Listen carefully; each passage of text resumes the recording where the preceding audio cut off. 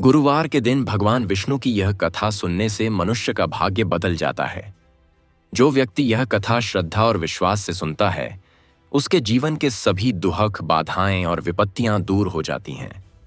कहा गया है, यह श्रद्धया विष्णु कथाम शृणोति गुरुवासरे तस्य दैवम परिवर्तते दरिद्रता न निवसति। अर्थात जो श्रद्धा से गुरुवार के दिन भगवान विष्णु की कथा सुनता है, उसका भाग्य स्वयं भगवान विष्णु बदल देते हैं और उसके जीवन में कभी दरिद्रता नहीं रहती। गुरुवार का दिन बृहस्पति देव का है, जो स्वयं भगवान विष्णु के अंश हैं। इस दिन जो व्यक्ति पीले वस्त्र धारण करता है, विष्णु नाम का जप करता है और यह पवित्र कथा सुनता है, उसके जीवन की हर रुकावट, हर विफलता, हर दुर्भाग्य स्वतः नष्ट हो जाते हैं। यह कथा केवल धन प्राप्ति की नहीं, यह पोपूनता की भाग्य परिवर्तन की कथा है। यह कथा उस शक्ति की है जो असंभव को संभव बना देती है, जो निर्धन को धनवान, रोगी को स्वस्थ, निराश को उत्साही और दुखी को आनंदित बना देती है। इस कथा का प्रभाव इतना अद्भुत है कि जिस घर में यह कथा गुरुवार के दिन सुनाई जाती है, वहां दरिद्रता, रोगवातता और अशांति का नामो निशान मिट जाता है। वहां केवल विष्णु कृपा, लक्ष्मी वास और मंगल फल रहता है। पुराणों में कहा गया है, गुरुवासर कथा श्रवणे विष्णु प्रसन्नो भवति तस्य भाग्यम च नवनीतवत मृदु भवति। अर्थात गुरुवार की कथा सुनने से भगवान विष्णु प्रसन्न होते हैं और मनुष्य का कठोर भाग्य भी मक्खन सा कोमल बन जाता है। इस कथा को सुनने वाले को केवल सांसारिक नहीं, बल्कि आध्यात्मिक उन्नति भी प्राप्त होती है, क्योंकि भगवान विष्णु उस व्यक्ति के भाग्य का लेखा स्वयं अपने हाथों से बदल देते हैं। यह कथा केवल श्रवण मात्र नहीं, यह एक संस्कार है जो जीवन को नया मार्ग देता है, आत्मा को नया प्रकाश देता है। जो व्यक्ति जीवन में बार बार असफल होता है, जो अपने भाग्य से निराश है, उसे इस कथा को श्रद्धा से सुनना चाहिए, क्योंकि यह कथा स्वयं भाग्य की दिशा बदल देती है। यह कथा बताती है कि जब कोई सच्चे मन से ओम नमो नारायणाय का जप करता है, तो ईश्वर स्वयं उसके जीवन में उतर आते हैं। इस कथा में भगवान विष्णु स्वयं अपने भक्त माधव ब्राह्मण का भाग्य बदलते हैं, जो निर्धन, निराश और अपमानित जीवन जी रहा था, पर अपनी सच्ची भक्ति से वह विष्णु कृपा का पात्र बना और उसी के माध्यम से यह भाग्य परिवर्तन कथा संसार में प्रसिद्ध हुई।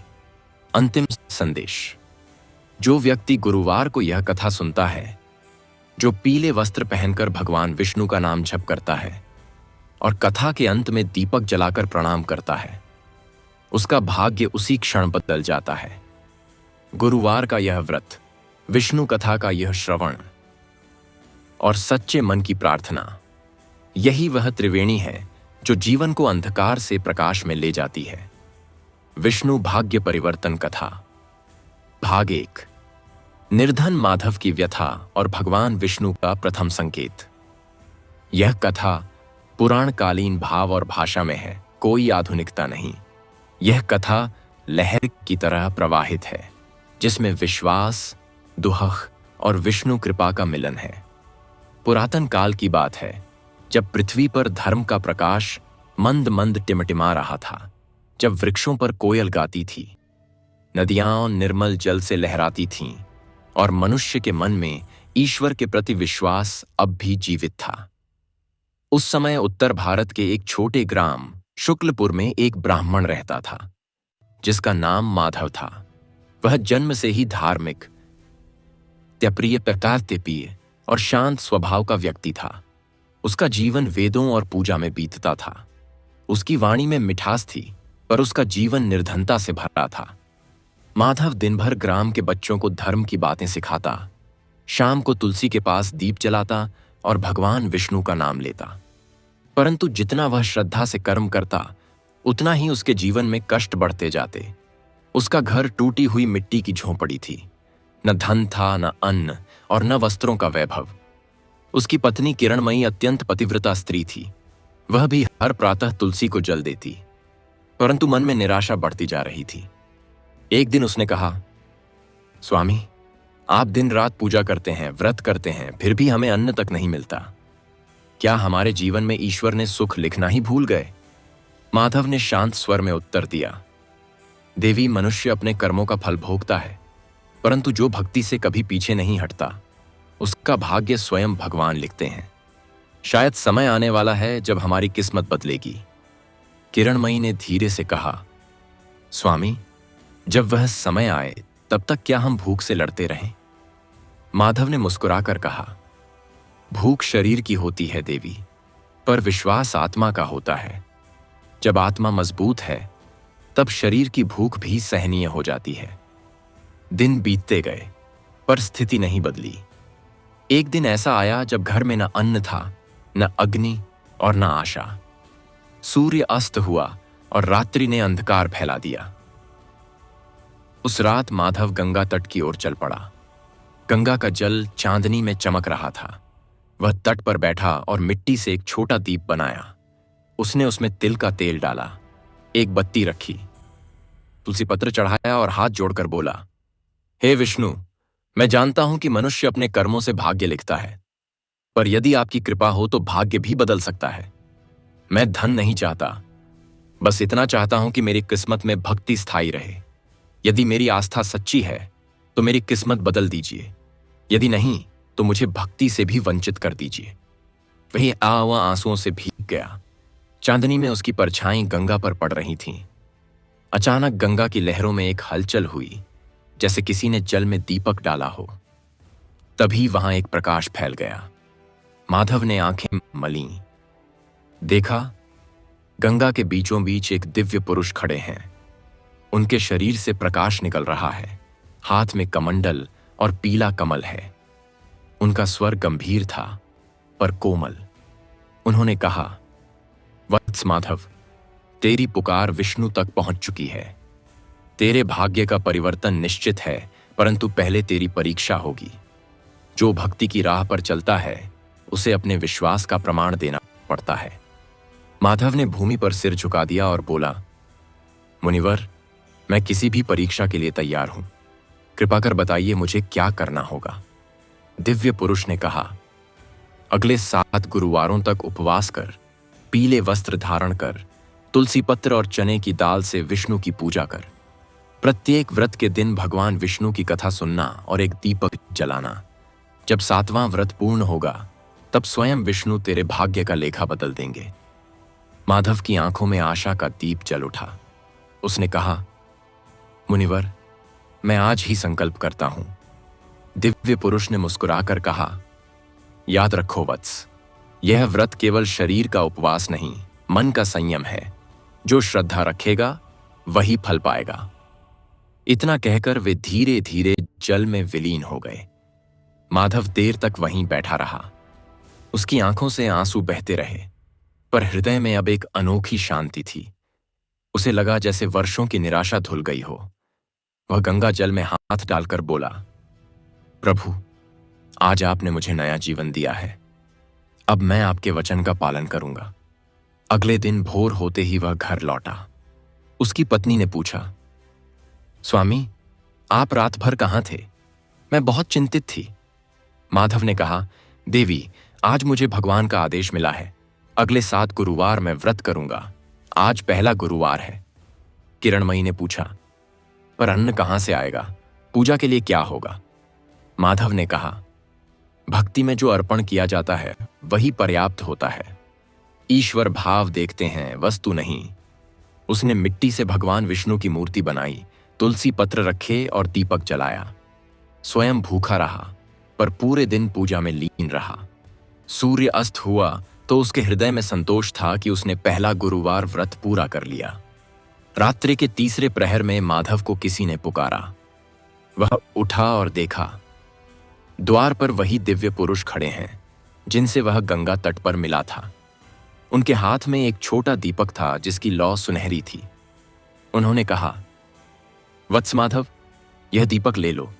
इसे हर गुरुवार जलाना। जब यह दीप 7वें व्रत पर बिना तेल के स्वयं जल उठे तब समझना कि तुम्हारे भाग्य का द्वार खुल गया। माधव ने श्रद्धा से दीप लिया, उनके चरणों में सिर झुकाया। जब सिर उठाया तो वह अदृश्य हो चुके थे। घर में मधुर सुगंध फैल गई। माधव ने वह दीप मंदिर के कोने में रखा और कहा, प्रभु, यह दीप आपके आशीर्वाद का प्रतीक है, इसे कभी बुझने न देना। दूसरे दिन गांव में चर्चा फैल गई। किसी ने कहा, माधव को स्वप्न में देवता मिले हैं। किसी ने हंसते हुए कहा, अब यह पागल हो गया है, दीप से किस्मत बदलने चला है। पर माधव मुस्कुराकर बोला, जो दीप अंधकार मिटा सकता है वह दुर्भाग्य भी मिटा सकता है। वह प्रतिदिन उसी दीप के आगे बैठकर एयूएम नमो नारायणाय का जप करता। उसकी पत्नी भी अब विश्वास करने लगी थी। धीरे धीरे पहला व्रत समाप्त हुआ। दूसरे गुरुवार के दिन जब वह पूजा कर रहा था तो अचानक दरवाजे पर दस्तक हुई। बाहर एक वृद्ध भिक्षुक खड़ा था। माधव ने कहा, देव, आज मेरे पास देने को कुछ नहीं है। भिक्षुक बोला, वत्स, मुझे अन्न नहीं, आशीर्वाद दे दो। माधव ने हाथ जोड़कर कहा, आपको विष्णु की कृपा मिले। भिक्षुक मुस्कुराया और बोला, वत्स, ईश्वर तेरे व्रत से प्रसन्न है। आने वाले दिनों में तुझे ऐसी प्राप्ति होगी जो तेरे जीवन का मार्ग बदल देगी। यह कहकर वह चला गया। माधव के मन में विचार आया, क्या यह वही दिव्य पुरुष थे? संध्या हुई। जब वह दीप जलाने गया तो देखा कि दीपक बिना तेल डाले भी जल उठा। लौ स्थिर थी और सुगंधित धुआं फैल रहा था। माधव आश्चर्य से भर गया। उसकी पत्नी ने कहा, स्वामी, यह तो चमत्कार है। माधव ने उत्तर दिया, यह चमत्कार नहीं, विश्वास का परिणाम है। ग्राम के कुछ लोग यह दृश्य देखकर भयभीत हो गए। किसी ने कहा, यह टोना है। किसी ने कहा, यह ईश्वर का संकेत। पर माधव का मन शांत था। स्वर्गलोक में भगवान विष्णु यह सब देख रहे थे। देवगुरु बृहस्पति ने कहा, प्रभु, यह ब्राह्मण अद्भुत श्रद्धा रखता है। विष्णु बोले, यह वही आत्मा है जिसे मैंने चुना है। इसके माध्यम से मैं मनुष्यों को दिखाऊंगा कि सच्ची भक्ति से भाग्य का लेखा भी बदला जा सकता है। तीसरे गुरुवार की सुबह ग्राम के एक धनी व्यापारी ने माधव से कहा, ब्राह्मण, मेरे गोदाम में आग लग गई है, कृपा करके कुछ मंत्र बोलो। माधव ने केवल विष्णु का नाम लेकर तुलसी का पत्ता हाथ में लिया और कहा, हे नारायण, जो मेरे घर का दीप जलाए रखते हैं वही इस विपत्ति को शांति में बदलें। व्यापारी के लौटते ही सूचना मिली कि आग स्वयं शांत हो गई है। व्यापारी दौड़ता हुआ आया और बोला, ब्राह्मण, तुम्हारे मंत्र ने चमत्कार कर दिया। मैं आज से हर गुरुवार व्रत रखूंगा। माधव ने कहा, मंत्र नहीं, श्रद्धा ने काम किया। प्रभु केवल सच्चे मन को सुनते हैं। अब पूरा ग्राम आश्चर्य में था। पहले जो माधव का उपहास करते थे वही अब उसके घर आते, व्रत की विधि पूछते और भगवान विष्णु की कथा सुनते। माधव हर गुरुवार गांव वालों को एक ही बात सिखाता, व्रत भूख का नहीं, विश्वास का है। जो श्रद्धा से दीप जलाता है उसकी किस्मत स्वयं प्रज्वलित हो जाती है। दिन बीतते गए और माधव का जीवन बदलने लगा। जो लोग पहले उसे दरिद्र कहते थे वे अब उसे भाग्यवंत ब्राह्मण कहने लगे। उसके घर में अनाज आने लगा, पर वह सब दान कर देता। एक दिन गंगा तट पर वही दिव्य पुरुष फिर प्रकट हुए। बोले, वत्स माधव, तू अपनी परीक्षा उत्तीर्ण कर चुका है। अब आगे जो घटेगा वह तेरे भाग्य परिवर्तन का चरम रूप होगा। पर याद रख, यह भाग्य तेरे लिए नहीं, उन सबके लिए बदला जा रहा है जो भक्ति में विश्वास खो चुके हैं। माधव ने विनम्रता से कहा, प्रभु, मुझे अब कुछ नहीं चाहिए, बस मेरे जीवन से कोई और आशा पा सके, यही मेरा सौभाग्य होगा। विष्णुदूत मुस्कुराए, तेरा यही भाव तुझे ईश्वर के समीप ले जाएगा। आने वाले दिनों में स्वयं भगवान विष्णु तेरे द्वार आएंगे। उस रात माधव के घर में गहरी शांति थी। दीपक की लौ मंद मंद जल रही थी, पर उसका प्रकाश अब पहले से कई गुना था। तुलसी की पत्तियां हिल रही थीं, जैसे कोई अदृश्य शक्ति वहां उपस्थित हो। उसने आंखें मूंदकर कहा, हे प्रभु, यदि यह आपका संकेत है तो मैं तैयार हूं। आप जब चाहें आ जाइए। कहते हैं उसी रात स्वर्ग में भगवान विष्णु ने लक्ष्मी देवी से कहा, देवी, यह ब्राह्मण हमारी परीक्षा में खरा उतरा है। अब समय है इसे अपने दर्शन देने का। लक्ष्मी ने मुस्कुराकर कहा, प्रभु, यह मनुष्य ही नहीं, भक्ति का स्वरूप है। और इस प्रकार निर्धन ब्राह्मण माधव के जीवन में नए युग की शुरुआत हुई। पहला दीप जल चुका था, पहला संकेत मिल चुका था। भाग्य के पृष्ठ पर भगवान विष्णु का हस्ताक्षर हो चुका था। आने वाले दिनों में उसका जीवन वह दर्पण बनेगा जिसमें हर भक्त देख सकेगा कि जब मनुष्य सच्चे हृदय से पुकारता है तो भगवान स्वयं उतर आते हैं और भाग्य की रेखाएं बदल देते हैं। विष्णु भाग्य परिवर्तन कथा भाग 2, माधव की परीक्षा और भगवान विष्णु का प्रथम आगमन। पहले गुरुवार के व्रत से माधव के जीवन में जो शांति आई थी उसने उसके घर का वातावरण ही बदल दिया। अब हर सुबह तुलसी के पास दीप जलता, भगवान विष्णु का नाम गूंजता और निर्धनता का अंधकार धीरे धीरे मिटने लगा। ग्राम के लोग जो पहले उसका उपहास करते थे अब उसकी आस्था देखकर चुप हो गए। माधव के घर में अन्न की कमी तो अब भी थी, पर मन में संतोष का सागर था। वह प्रत्येक दिन अपने दीप के आगे बैठकर कहता, हे विष्णु प्रभु, यह दीपक आपके वचन का प्रतीक है। जब तक यह जलता रहेगा मैं डगमगाऊंगा नहीं। किरणमयी अब पहले से शांत रहने लगी थी। उसने भी व्रत में साथ देना आरंभ कर दिया था। दूसरे गुरुवार की सुबह उसने कहा, स्वामी, आज फिर वही दीप जलाएंगे? माधव मुस्कुराया, हां देवी, जब तक यह दीप हमारे जीवन में प्रकाश फैला रहा है हमें भय किस बात का। उसने प्रातः स्नान किया, पीले वस्त्र धारण किए और भगवान विष्णु की मूर्ति के आगे बैठा। कथा का पाठ आरंभ हुआ और गंगा से आती शीतल हवा जैसे उस कथा में जीवन भर रही थी। परंतु उसी समय एक घटना घटी जिसने उसकी परीक्षा का आरंभ किया। पहली परीक्षा, विश्वास और अपमान का संघर्ष। माधव का पड़ोसी एक धनी व्यापारी था, धनपाल। वह नास्तिक था और ईश्वर में विश्वास नहीं करता था। जब उसने देखा कि ग्राम के लोग अब माधव को सम्मान देने लगे हैं तो उसके मन में ईर्ष्या जाग उठी। उसने व्यंग्य करते हुए कहा, अरे ब्राह्मण, कहते हैं तेरा दीप स्वयं जलता है, तो क्या तेरा यह दीप तेरे लिए अन्न भी लाएगा?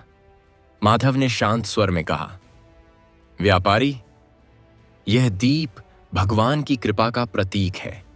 यदि वह चाहेंगे तो अन्न भी देंगे। धनपाल हंसकर बोला, तो ठीक है, यदि अगले 7 दिनों में तेरे घर अन्न आया तो मैं स्वयं हर गुरुवार तेरे भगवान की पूजा करूंगा। माधव ने कहा, व्यापारी, यह सौदा नहीं, विश्वास है। पर यदि प्रभु की इच्छा हुई तो तुझे भी उनकी शक्ति का अनुभव होगा। धनपाल मुस्कुराता हुआ चला गया, पर उसके हृदय में एक अजीब बेचैनी थी। विष्णु की अदृश्य योजना। स्वर्गलोक में भगवान विष्णु यह सब देख रहे थे। देवगुरु बृहस्पति ने कहा, प्रभु, अब यह ब्राह्मण आपके वचन में दृढ़ है, पर क्या आप इसे उसकी परीक्षा से नहीं निकालेंगे? विष्णु मुस्कुराए, नहीं बृहस्पति, मैं इसे स्वयं परखूंगा। जिसका भाग्य मुझे बदलना है उसे पहले मैं भीतर से अडिग बनाऊंगा। और उसी क्षण उन्होंने नारद मुनि को संकेत दिया, जाओ नारद, इस भक्त की परीक्षा में भाग लो, पर उसकी भक्ति न डगमगाए। नारद मुनि धरती पर उतरे। नारद मुनि का आगमन। अगले दिन माधव अपने आंगन में बैठा तुलसी को जल दे रहा था।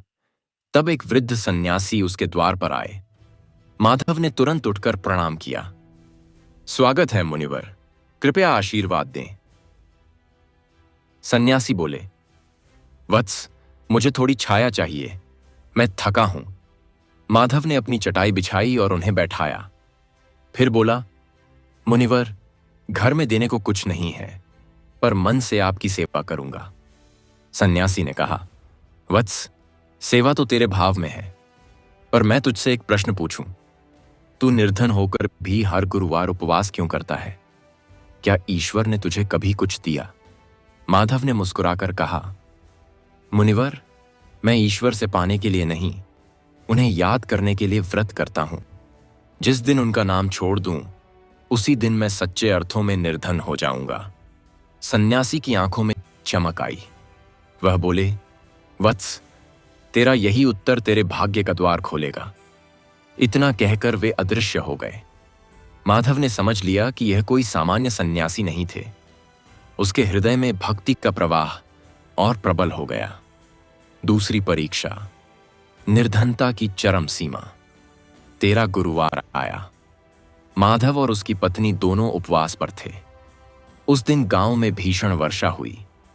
खेत डूब गए और सभी लोग चिंतित हो गए। माधव का घर भीगने लगा, छत टपकने लगी, पर वह फिर भी दीपक जलाकर भगवान विष्णु की पूजा करता रहा। किरणमयी ने कहा, स्वामी, वर्षा रुक नहीं रही, छत गिर सकती है। माधव बोला, देवी, जब तक यह दीप जलता है हमारा घर नहीं गिरेगा। रात के तृतीय प्रहर में हवा इतनी तेज चली कि दीप बुझ गया। किरणमयी रो पड़ी। अब क्या होगा? माधव ने दीपक उठाया, हाथ जोड़े और कहा, हे विष्णु, यदि आपकी कृपा मुझ पर है तो यह दीप फिर से प्रज्वलित हो जाए। अचानक हवा थम गई और दीपक फिर से जल उठा। लौ इतनी स्थिर थी कि मानो उसे कोई अदृश्य हाथ संभाल रहा हो। किरणमयी ने प्रणाम किया। स्वामी, यह तो चमत्कार है। माधव ने कहा, यह चमत्कार नहीं, विश्वास का फल है। जब मनुष्य का भरोसा अडिग हो तो देवता भी उसकी सहायता करते हैं। तीसरी परीक्षा, तिरस्कार से सम्मान तक। अगले दिन गांव के लोग उस घटना की चर्चा करने लगे। कई लोग बोले, अब यह ब्राह्मण कोई चमत्कारी बन गया है। धनपाल व्यापारी को ईर्ष्या हुई। उसने गांव के मुखिया से कहा, इस ब्राह्मण के जादू से सब लोग भ्रमित हैं। यदि सच में इसका दीप चमत्कार करता है तो इसे मेरे घर जलाकर दिखाए। माधव शांत भाव से बोला, व्यापारी, मैं दीप नहीं, विश्वास जलाता हूं। तू चाहे तो तेरे घर भी यही दीप रख दूं, पर इसे श्रद्धा से जलाना होगा। धनपाल ने हंसकर कहा, ठीक है, यदि यह दीप मेरे घर स्वयं जलेगा तो मैं अपना धन ब्राह्मणों को दान कर दूंगा। माधव ने वह दीप व्यापारी के घर रखा और भगवान विष्णु का नाम लेकर लौट आया। रात्रि हुई। व्यापारी ने दीप को देखना चाहा। वह हंसते हुए बोला, चलो देखें यह दीप कैसे जलता है। जैसे ही उसने दीप की ओर देखा, दीप स्वयं प्रज्वलित हो उठा। कमरे में सुगंध भर गई। व्यापारी भयभीत होकर बाहर आया और चिल्लाया, ब्राह्मण, तेरे भगवान ने मेरे घर प्रवेश कर लिया है। सुबह जब गांव वाले पहुंचे तो उन्होंने देखा कि व्यापारी ने अपने आंगन में सोने का कलश रख दिया है और कहा, यह सब भगवान विष्णु का है। अब से मैं हर गुरुवार व्रत करूंगा। माधव ने कहा, धन से नहीं, भक्ति से ही तेरा उद्धार होगा। दान केवल तभी पवित्र होता है जब वह विनम्रता से दिया जाए। भगवान विष्णु का अदृश्य आगमन। उस रात माधव ध्यान में बैठा था। दीपक के सामने वह ओम नमो नारायणाय का जप कर रहा था। धीरे धीरे उसके चारों ओर एक हल्का प्रकाश फैलने लगा। उसने नेत्र खोले तो देखा, दीप की लौ में भगवान विष्णु का स्वरूप झलक रहा है। वह विस्मय में पड़ गया। आंसू उसकी आंखों से बह निकले। तब एक मधुर वाणी सुनाई दी, वत्स माधव, तेरे विश्वास ने मुझे तेरे घर बुला लिया है। तेरी परीक्षा अब समाप्त नहीं हुई, परंतु तू मेरा प्रिय भक्त बन गया है। माधव ने सिर झुकाया और कहा, प्रभु, मुझे कुछ नहीं चाहिए, केवल इतना आशीर्वाद दें कि मेरे जैसे हर निर्धन के घर आपका प्रकाश पहुंचे। वाणी आई, वत्स, जो तूने मांगा वही तुझे मिलेगा। अब तेरे जीवन के माध्यम से मैं संसार को दिखाऊंगा कि जब मनुष्य सच्चे मन से पुकारता है तो मैं उसके भाग्य की रेखाएं बदल देता हूं। दीपक की लौ और तेज हो गई। किरणमयी ने भी वही प्रकाश देखा और कहा, स्वामी, यह क्या है? माधव ने कहा, देवी, यह वही संकेत है कि हमारा भाग्य अब बदलने वाला है। भाग 2 का समापन। उस रात गांव में पहली बार विष्णु नाम का गान हुआ।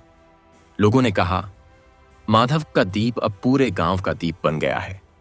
और सच में जिस दिन वह दीप जलता, गांव में कोई विपत्ति नहीं आती। स्वर्गलोक में भगवान विष्णु ने कहा, अब समय है कि यह व्रत सारे पृथ्वी लोक में फैले।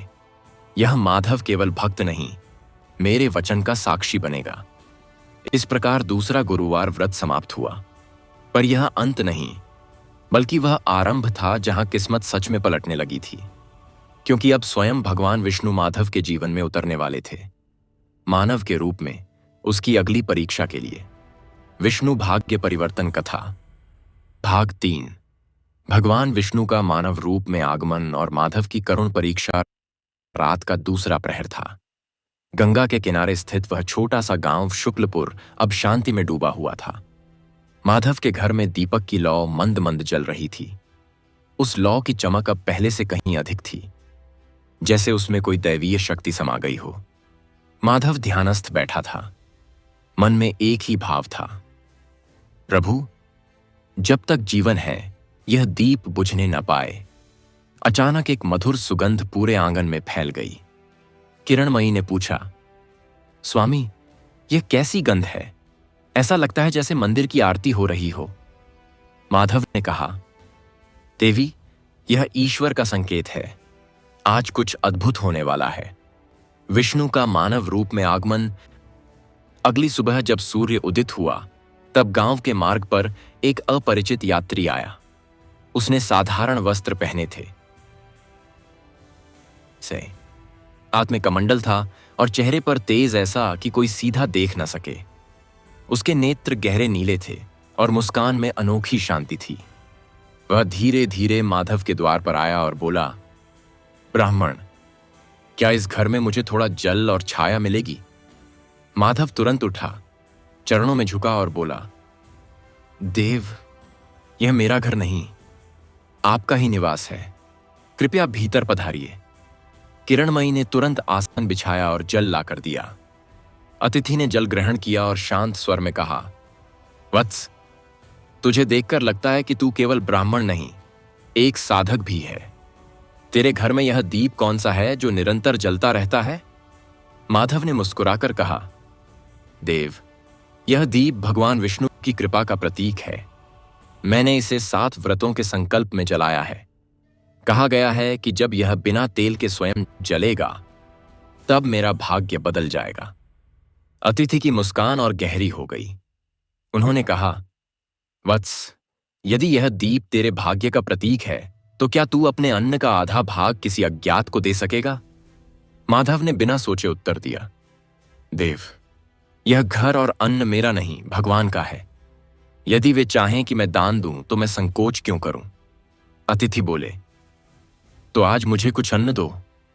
किरणमयी ने कहा, स्वामी, घर में आज बस इतना ही है जिससे हम व्रत तोड़ेंगे। माधव बोला, देवी, जब ईश्वर मांगने आए हैं तो यह अवसर भाग्य बदलने का है। उसने वह अन्न अतिथि को अर्पित कर दिया।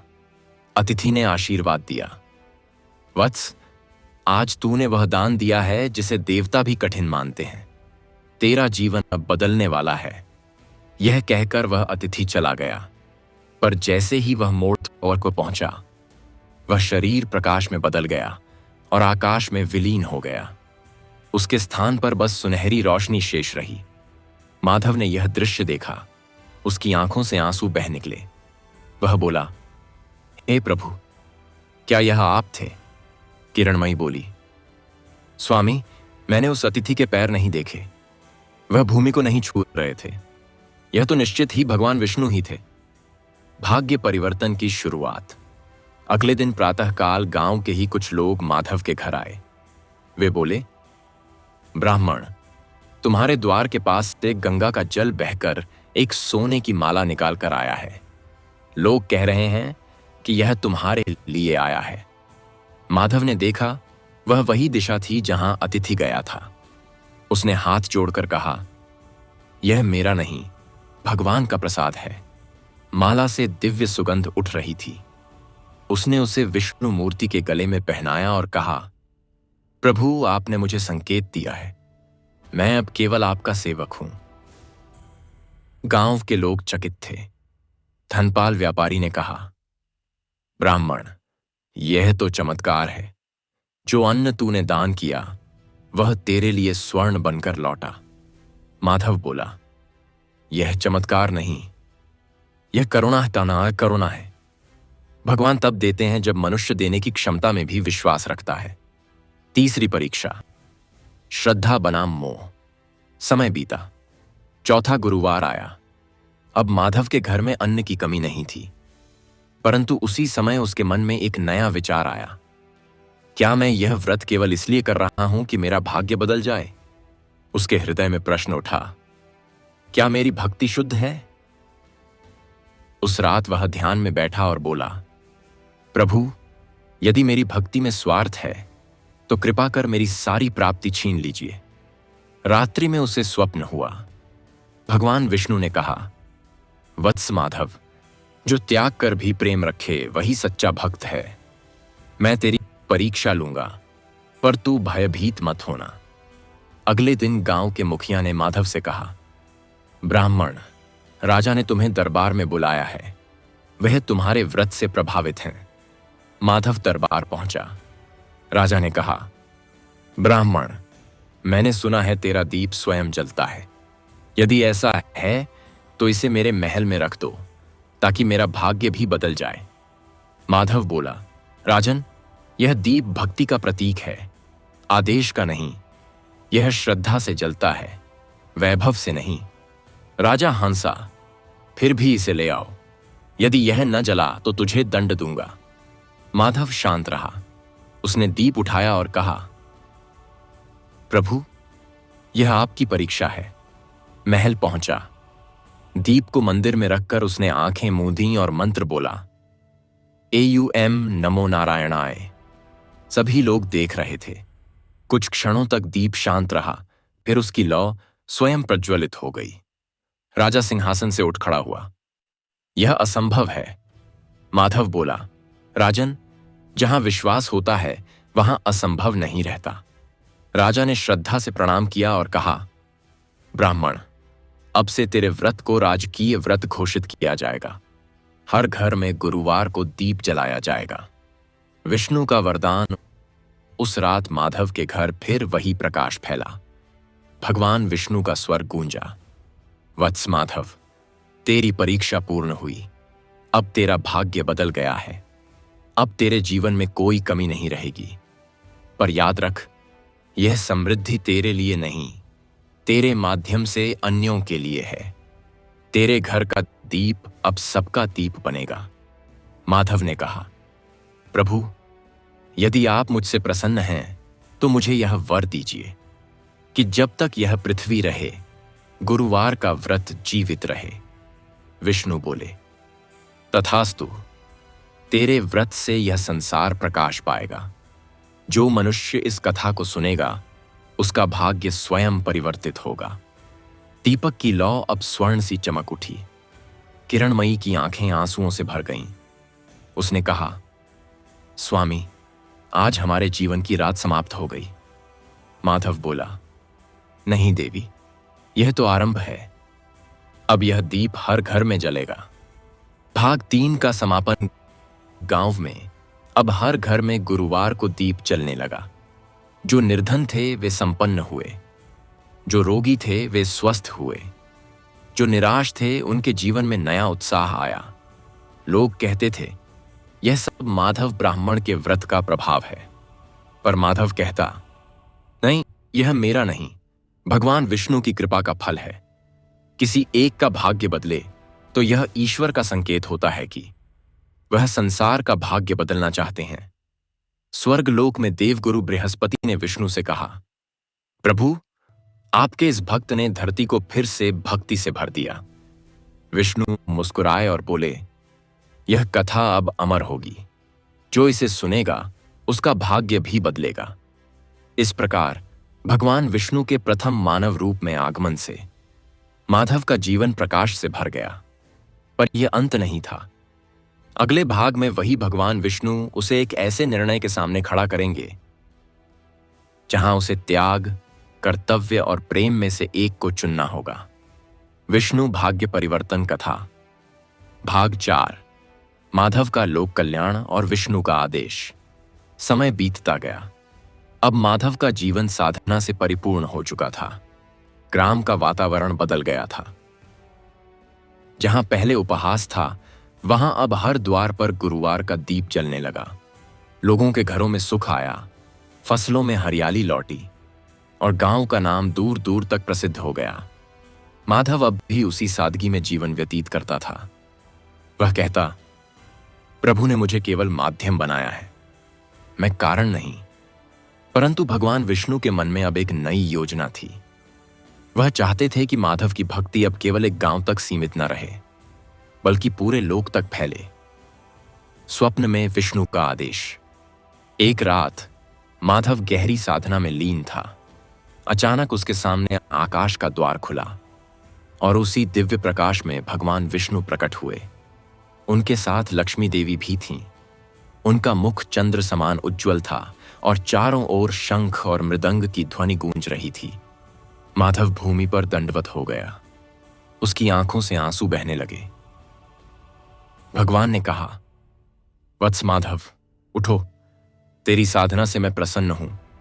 अब समय है कि तू अपने व्रत का फल संसार को दे। माधव ने विनम्र स्वर में कहा, प्रभु, मैं एक तुच्छ ब्राह्मण हूं, मैं संसार को क्या दे सकता हूं?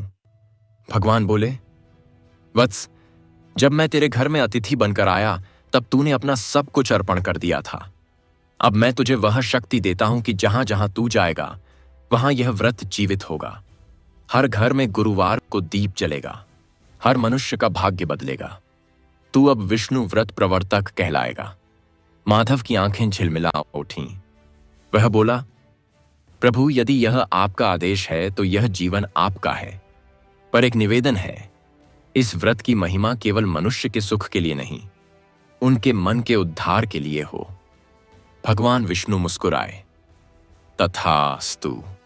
जो यह व्रत श्रद्धा से करेगा उसके पाप नष्ट होंगे, मन शांत होगा और भाग्य उसका सेवक बन जाएगा। इतना कहकर भगवान अंतर्धान हो गए, पर जाते जाते उनके शब्द गूंजते रहे, माधव, अब से तू मेरा प्रतिनिधि है। माधव का तीर्थ यात्रा आरंभ होना। अगले ही दिन माधव ने निर्णय लिया कि वह पूरे देश में जाकर यह व्रत फैलाएगा। किरणमयी ने कहा, स्वामी, आप अकेले कैसे जाएंगे? मैं भी साथ चलूंगी। माधव ने कहा, देवी, यह यात्रा केवल पगों की नहीं, आत्मा की है, पर यदि तुम्हारा मन स्थिर है तो साथ चलो। दोनों ने तुलसी, दीपक और भगवान विष्णु की मूर्ति लेकर अब प्रस्थान किया। गांव के लोग रोने लगे।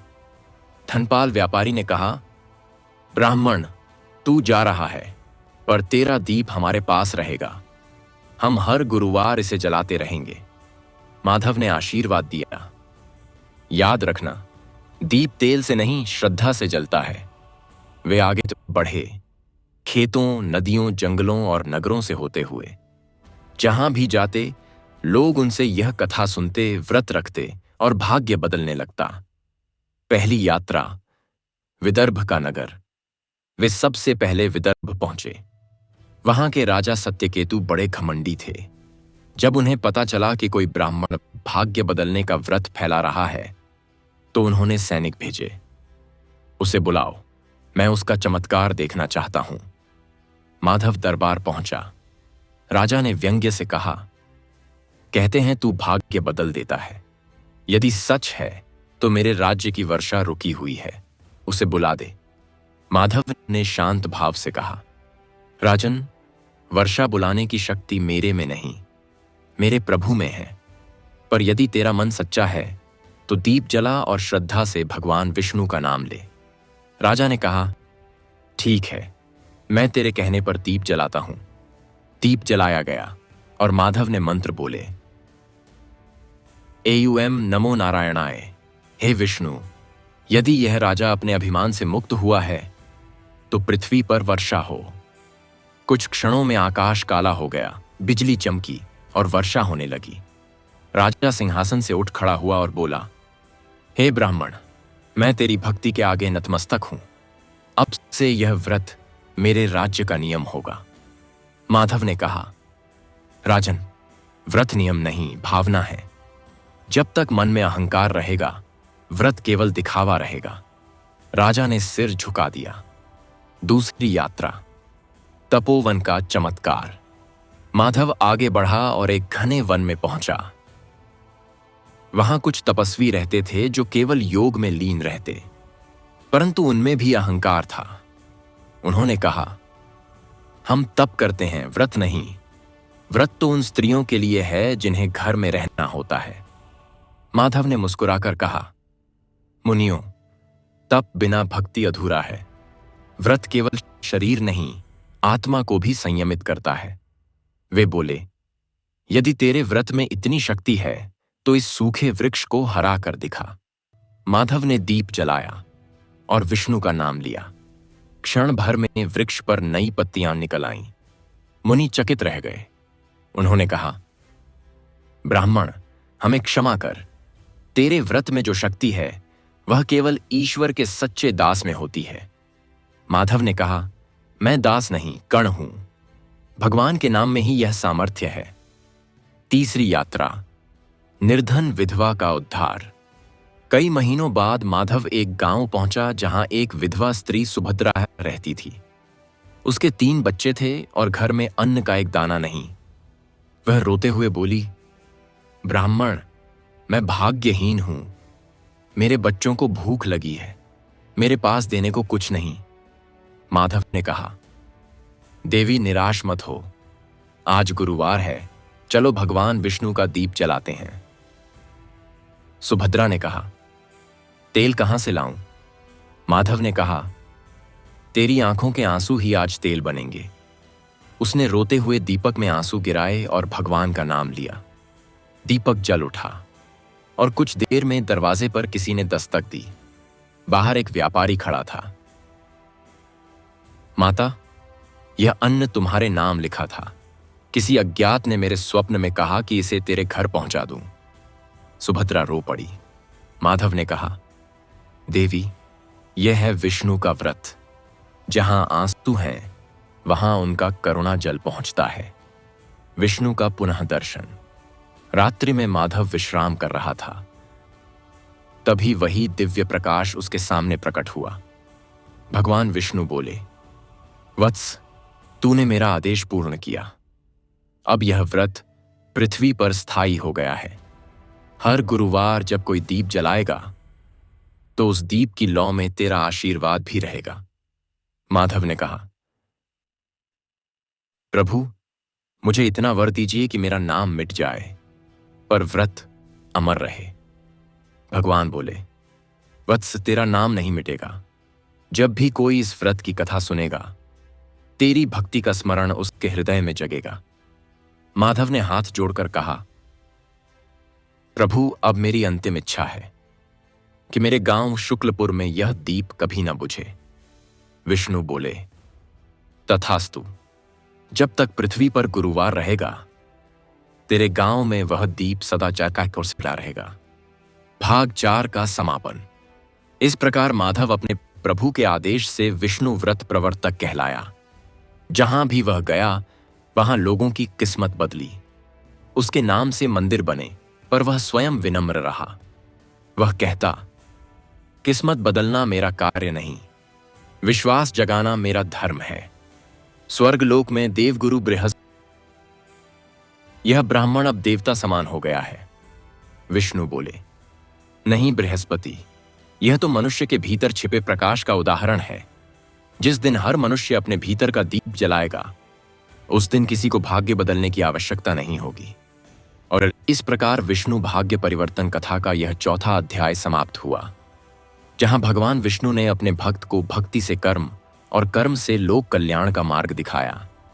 विष्णु भाग्य परिवर्तन कथा भाग 5। माधव की अंतिम परीक्षा और विष्णुलोक का द्वार। वर्षों बीत गए। अब शुक्लपुर एक पवित्र तीर्थ बन चुका था। जहां कभी निर्धनता और अंधकार था, वहां अब दीपों की पंक्तियां और भक्तों की भीड़ दिखाई देती थी। हर गुरुवार को गांव का हर घर पीले वस्त्रों से सजा होता। हर आंगन में दीप जलता और हर हृदय में AUM नमो नारायणाय का स्वर गूंजता। लोग दूर दूर से आते और कहते, यह वही भूमि है जहां भगवान विष्णु ने अपने भक्त माधव के भाग्य की रेखाएं बदल दीं। पर माधव अब भी पहले की तरह विनम्र था। वह कहता, मैंने कुछ नहीं किया, सब प्रभु की इच्छा थी। किरणमयी अब वृद्ध हो चुकी थी, पर उसके चेहरे पर भक्ति की ऐसी आभा थी कि हर कोई उसे माता समान मानता। एक दिन उसने माधव से कहा, स्वामी, अब जब पूरा संसार आपके व्रत को जान चुका है, तो क्या आपको नहीं लगता कि आपकी यात्रा पूरी हो चुकी है? माधव मुस्कुराया, देवी, जब तक यह शरीर है तब तक सेवा बाकी है। मैंने देखा है, अभी भी कई लोग ऐसे हैं जिन्हें इस व्रत की महिमा ज्ञात नहीं। किरणमयी बोली, परंतु आपका शरीर अब थक चुका है। आप दिन रात कथा कहते हैं, व्रत कराते हैं और लोगों के दुहक सुनते हैं। अब विश्राम लीजिए। माधव ने कहा, जिस दिन भगवान विष्णु का नाम लेने में थकान महसूस हो, उस दिन समझना कि जीवन का अर्थ समाप्त हो गया। गुरुवार की वह पवित्र भोर एक भोर थी, कोमल, सुनहरी और सुगंधित। तुलसी पर ओस की बूंदें चमक रही थीं। माधव ने उस दिन प्रातः स्नान किया और हमेशा की तरह दीपक जलाया। परंतु उस दिन उसके मन में एक अद्भुत शांति थी, जैसे कोई अनदेखा संदेश भीतर से कह रहा हो, अब लौटने का समय निकट है। वह तुलसी के पास बैठा और बोला, हे विष्णु, आज यह दीप केवल व्रत का प्रतीक नहीं, मेरे जीवन की अंतिम ज्योति बने। गांव के लोग एकत्रित हुए, क्योंकि वह दिन विशेष था। कहा जाता था कि वह माधव का 700वां गुरुवार व्रत था।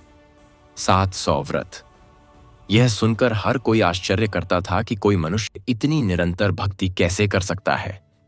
माधव ने कथा आरंभ की। उसकी वाणी में पहले से कहीं अधिक गहराई थी। वह कह रहा था, जो दीप विश्वास से जलता है उसे कभी हवा बुझा नहीं सकती, और जो मनुष्य सच्चे मन से भगवान को पुकारता है उसके जीवन का अंधकार स्वयं प्रभु मिटाते हैं। कथावाचन के अंत में जब उसने दीप की लौ को देखा तो वह लौ साधारण नहीं रही। वह सुनहरी नहीं, नील वर्ण की हो गई थी। लोगों ने विस्मय से देखा कि उस लौ के भीतर भगवान विष्णु का स्वरूप झिलमिलाने लगा। भगवान विष्णु का प्रकट होना। माधव ने नेत्र मूंद लिए और कहा, प्रभु, मैं जानता हूं आप आ गए हैं। सारे गांव में गंधर्व ध्वनि गूंजने लगी। आकाश में पुष्प वृष्टि होने लगी। लोग स्तब्ध थे। दीपक के प्रकाश से धीरे धीरे भगवान विष्णु का दिव्य स्वरूप प्रकट हुआ। चारों भुजाएं, शंख, चक्र, अतिथि और पताप और पद्म। लक्ष्मी देवी उनके समीप खड़ी थीं। उनके चरणों के समीप गंगा की लहरें रुककर प्रणाम कर रही थीं। भगवान ने कहा, वत्स माधव, तेरी साधना से मैं अत्यंत प्रसन्न हूं। तूने न केवल अपना भाग्य बदला, बल्कि असंख्य जीवों का भाग्य बदलने का मार्ग खोला। अब तेरा यह शरीर धरती पर अधिक नहीं टिकेगा। मेरे लोक में चल, वहां तुझे वही दीप मिलेगा जो तूने प्रथम व्रत के दिन जलाया था।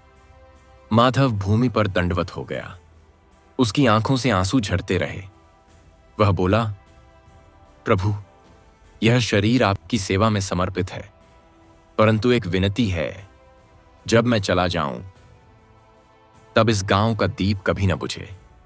भगवान बोले, तथास्तु। जब तक पृथ्वी पर गुरुवार रहेगा, तेरे गांव का दीप निरंतर जलता रहेगा, और जो भी इस कथा को श्रवण करेगा उसका भाग्य बदल जाएगा, जैसे तेरा बदला। मुक्ति की दिव्य लीला। यह कहते हुए भगवान ने अपने हाथों से माधव को उठाया। लोगों ने देखा जैसे किसी शरीर से प्रकाश निकल रहा हो। माधव का मुखमंडल शांत था। उसके होठों पर ओम नमो नारायणाय का स्वर था। किरणमयी रो पड़ी। प्रभु, मुझे भी अपने साथ ले जाइए। भगवान विष्णु ने कहा, देवी, तेरी भी भक्ति निष्कलंक है। जब इस दीप की लौ स्वयं तेरे आंसुओं से बुझकर फिर से जलेगी, तब तू भी हमारे लोक में आ जाएगी। माधव मुस्कुराया, पत्नी का हाथ थामा और बोला, देवी, हमारा मिलन अब कभी नहीं टूटेगा। क्योंकि जहां भक्ति है वहां मृत्यु नहीं, केवल मिलन है। इसके बाद गंधर्वों ने गान किया, जय विष्णु देवा, जय माधव भक्त। और भगवान विष्णु लक्ष्मी सहित गरुड़ पर बैठकर स्वर्ग की ओर बढ़ गए। आकाश में अद्भुत प्रकाश फैला और जो लोग वहां खड़े थे उनके शरीर से रोमांच की लहर दौड़ गई। दीपक की लौ अभी भी जल रही थी। अब वह लौ किसी दीप की नहीं, एक युग की ज्योति बन गई थी। माधव का लोक परिवर्तन। कहते हैं कि जब भगवान विष्णु माधव को लेकर अपने लोक में पहुंचे तो वहां देवगण उपस्थित हुए। देवगुरु बृहस्पति ने कहा, प्रभु, यह मनुष्य नहीं, यह तो भक्ति का मूर्त रूप है। इसका नाम अमर रहना चाहिए। विष्णु ने कहा, हां बृहस्पति, आज से यह व्रत माधव विष्णु गुरुवार व्रत कहलाएगा। जो भी इस व्रत की कथा सुनेगा या सुनाएगा उसका भाग्य मेरे ही हाथों में होगा। देवगण बोले, प्रभु, यह मनुष्य संसार को दिखा गया कि कर्म, भक्ति और विश्वास से किस्मत कैसे बदली जा सकती है। विष्णु मुस्कुराए, भाग्य वही बदलता है जो स्वयं को बदलता है। माधव ने अपना मन मुझे समर्पित किया, इसलिए मैंने उसका लेखा मिटाकर नया लिखा। धरती पर अंतिम संकेत। धरती पर उसी क्षण जब माधव का शरीर दिव्य हुआ तो गांव के मंदिर की घंटियां अपने आप बजने लगीं। दीपक की लौ कई गुना बड़ी हो गई। आकाश से पुष्प बरसने लगे। किरणमयी ने देखा, उसके आंसू दीप पर गिरे और लौ एक क्षण को बुझी, पर तुरंत फिर प्रज्वलित हो गई। वह मुस्कुराई, अब मेरी प्रतीक्षा समाप्त हुई। उसने वही दीप दोनों हाथों से उठाया और हृदय से लगाकर बोली, प्रभु, अब मेरा दीप भी आपके लोक में पहुंचा दीजिए। और अगली ही क्षण वह भी उसी प्रकाश में विलीन हो गई। गांव के लोगों ने कहा, देखो, यह कोई मृत्यु नहीं, यह तो दिव्य मिलन है। भाग 5 का समापन। उस दिन से शुक्लपुर का दीप माधव ज्योति कहलाने लगा। कहा जाता है कि जब भी कोई भक्त सच्चे मन से भगवान विष्णु से अपनी किस्मत बदलने की प्रार्थना करता है तो शुक्लपुर के मंदिर की उस ज्योति की लौ एक क्षण के लिए कांपती है, जैसे माधव स्वयं कह रहे हों, विश्वास रखो, प्रभु भाग्य लिखने वाले हैं। आज भी जब गुरुवार को सूर्य अस्त होता है तो शुक्लपुर की दिशा में आकाश हल्का नीला हो जाता है। लोग मानते हैं वह विष्णु का लोक है, जहां माधव दीप अभी भी जल रहा है। विष्णु भाग्य परिवर्तन कथा भाग 6। माधव दीप की परंपरा और नए भक्त की उत्पत्ति। माधव और किरणमयी के देहत्याग के बाद कई वर्षों बीत गए। शुक्लपुर अब केवल एक ग्राम नहीं रहा, वह एक पवित्र तीर्थ बन चुका था। माधव तीर्थ। हर ओर भगवान विष्णु के मंदिर बन चुके थे और उस गांव के केंद्र में एक दीप लगातार जल रहा था। वह वही दिव्य दीप था जिसे भगवान विष्णु ने स्वयं वरदान दिया था कि जब तक पृथ्वी पर गुरुवार रहेगा यह दीप कभी नहीं बुझेगा। लोग उसे माधव ज्योति कहते थे। हर गुरुवार गांव के लोग एकत्र होकर कथा सुनते, व्रत करते और श्रद्धा से तुलसी के पास दीप जलाते। पर धीरे धीरे समय बदला, युग बदला और मानव के मन में फिर से भौतिकता ने घर बना लिया। अब लोग व्रत रखते तो थे पर भावना खोने लगी थी। दीप तो जलते थे पर विश्वास बुझने लगा था। माधव के नाम से जो आस्था जगाई गई थी वह अब केवल रीति बनकर रह गई थी। अवनीश नया भक्त। उसी समय शुक्लपुर के ही एक ब्राह्मण परिवार में एक बालक जन्मा जिसका नाम रखा गया अवनीश। उसके जन्म के समय एक अद्भुत घटना घटी। माधव ज्योति की लौ अचानक प्रज्वलित हो उठी और मंदिर में स्वयं घंटियां बजने लगीं। लोग बोले, यह बालक अवश्य ही माधव की कृपा से जन्मा है। अवनीश बचपन से ही गंभीर स्वभाव का था। जब दूसरे बच्चे खेलते वह मंदिर में बैठकर दीप को देखता रहता। वह अपनी मां से पूछता, मां, यह दीप कब से जल रहा है? मां मुस्कुराती, बेटा, ये दीप तब से जल रहा है जब भगवान विष्णु स्वयं यहाँ आए थे। यह उस भक्त माधव की याद है जिसने अपने भाग्य से अधिक भगवान पर भरोसा किया। अवनीश कहता, माँ, क्या मैं भी वैसा भक्त बन सकता हूं? मां बोली, भक्ति जन्म से नहीं, भावना से होती है। जब तेरा मन पवित्र होगा तब स्वयं भगवान तुझे मार्ग दिखाएंगे। भक्ति की पुकार। समय बीता। अवनीश युवावस्था में पहुंचा। अब गांव में भक्ति कम, व्यापार अधिक दिखने लगा था। लोग व्रत करते पर लाभ की इच्छा रखते।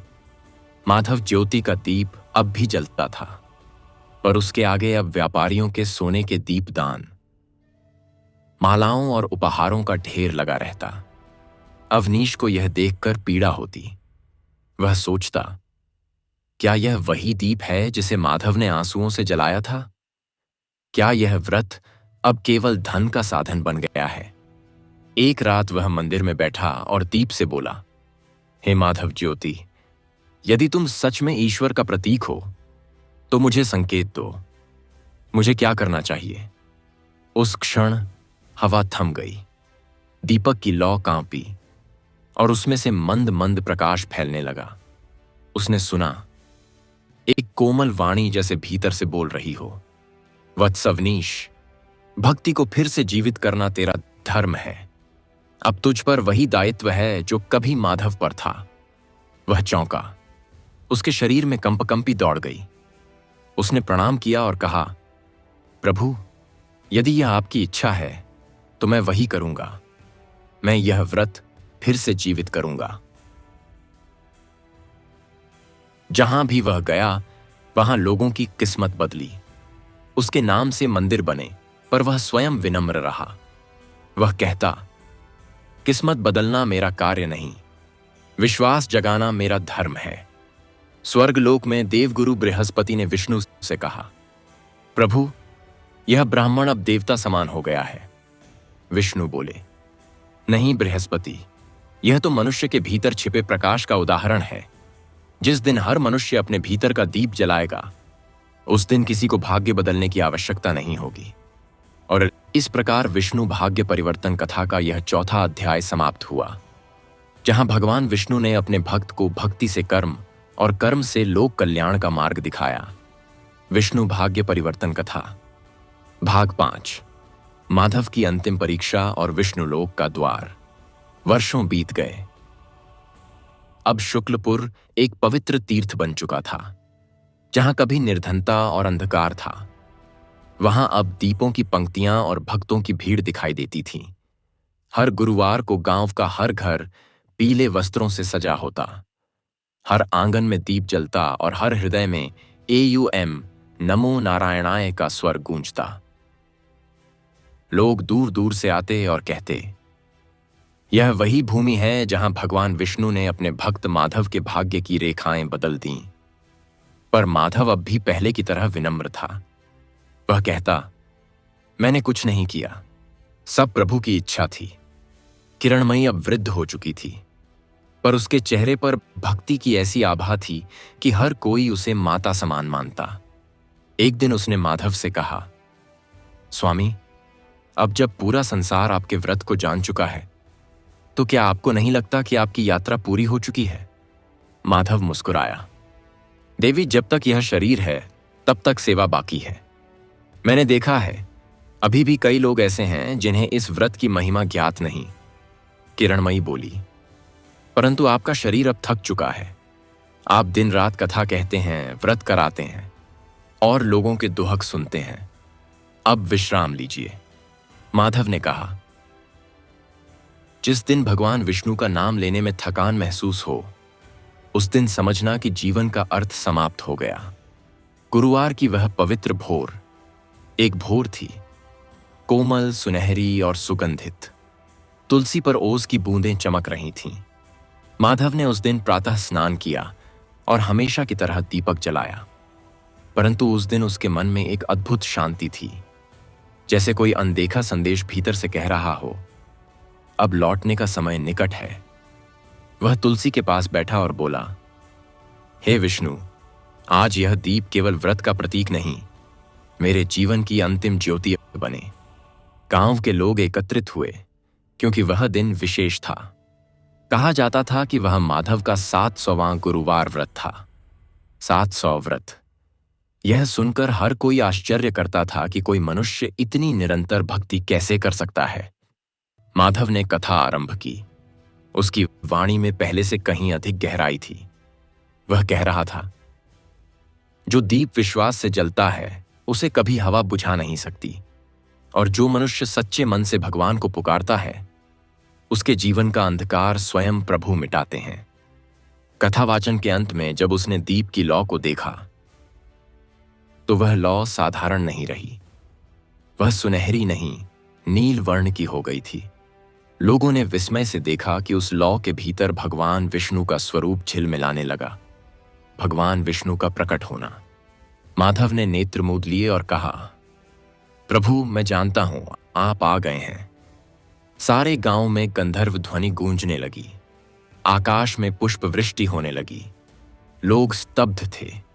दीपक के प्रकाश से धीरे धीरे भगवान विष्णु का दिव्य स्वरूप प्रकट हुआ। चारों भुजाएं, शंख, चक्र, अतिथि और पताप और पद्म। लक्ष्मी देवी उनके समीप खड़ी थीं। उनके चरणों के समीप गंगा की लहरें रुककर प्रणाम कर रही थीं। भगवान ने कहा, वत्स माधव, तेरी साधना से मैं अत्यंत प्रसन्न हूं। तूने न केवल अपना भाग्य बदला बल्कि असंख्य जीवों का भाग्य बदलने का मार्ग खोला। अब तेरा यह शरीर धरती पर अधिक नहीं टिकेगा। मेरे लोक में चल।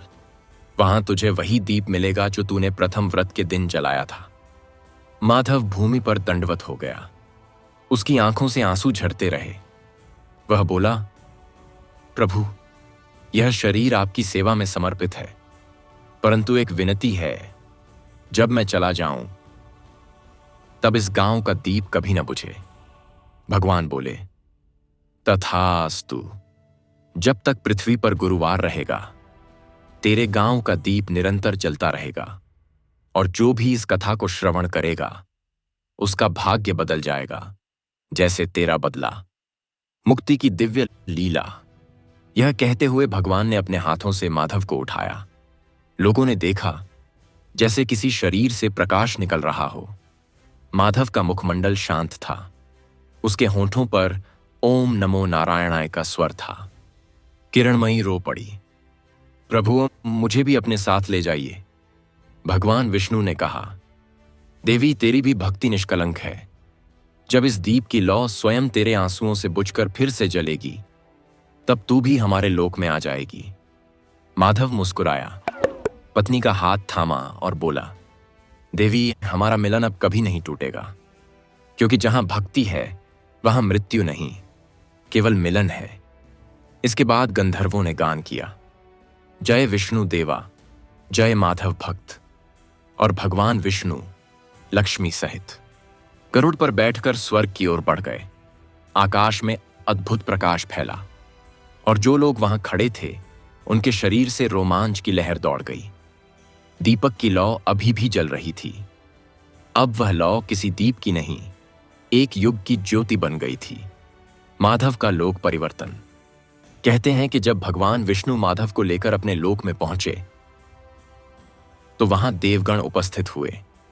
देवगुरु बृहस्पति ने कहा, प्रभु, यह मनुष्य नहीं, यह तो भक्ति का मूर्त रूप है। इसका नाम अमर रहना चाहिए। विष्णु ने कहा, हां बृहस्पति, आज से यह व्रत माधव विष्णु गुरुवार व्रत कहलाएगा।